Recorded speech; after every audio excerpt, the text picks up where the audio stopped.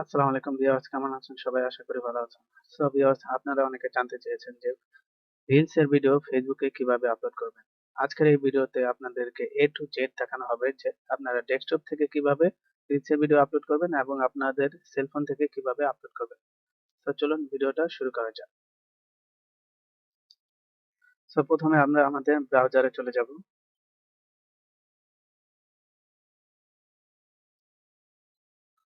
ব্রাউজারে যাওয়ার পর আমরা আমাদের ফেসবুকটা লগইন করে নিব।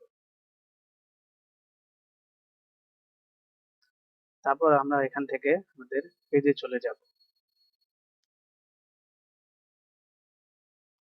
সো ফ্রেন্ড, দেখতে পাচ্ছেন এটা আমার পেজ। এখন আমি পেজে চলে যাব।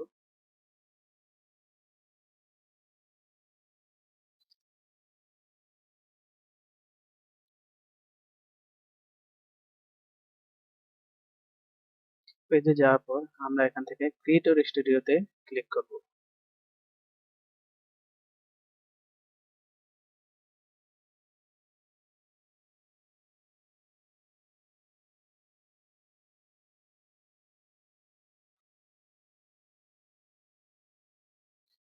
ক্রিয়েটর স্টুডিওতে যাওয়ার পর আমরা এখান থেকে রিলস যে অপশন, ওই যে ক্রিয়েট রিলস, এই অপশনটাতে ক্লিক করব।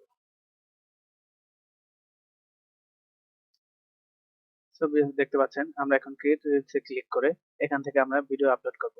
আমি এখন ভিডিও আপলোড করছি না, কারণ আমার অলরেডি ভিডিও আপলোড করা আছে। আপনারা এখান থেকে ভিডিওটা সিলেক্ট করে দেবেন। আর একটা জিনিস অবশ্যই মনে রাখবেন, রিলস এর ভিডিও আপনারা রেশিও 9:16 রাখবেন এবং ভিডিওটা যেন 15 সেকেন্ড থেকে 1 মিনিটের মধ্যে হয়।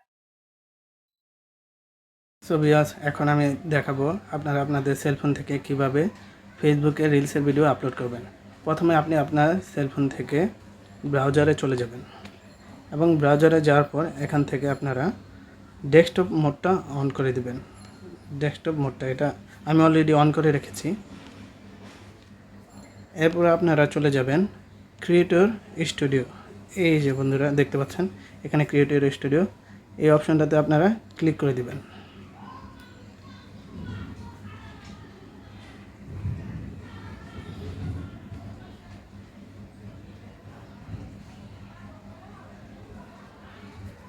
ক্রিয়েটর স্টুডিওতে যাওয়ার পর আপনারা এখান থেকে রিলসের একটা অপশন পাবেন। এই যে দেখতে পাচ্ছেন যে ক্রিয়েট রিলস, এখানে আপনারা ক্লিক করে ভিডিও আপলোড করতে পারবেন।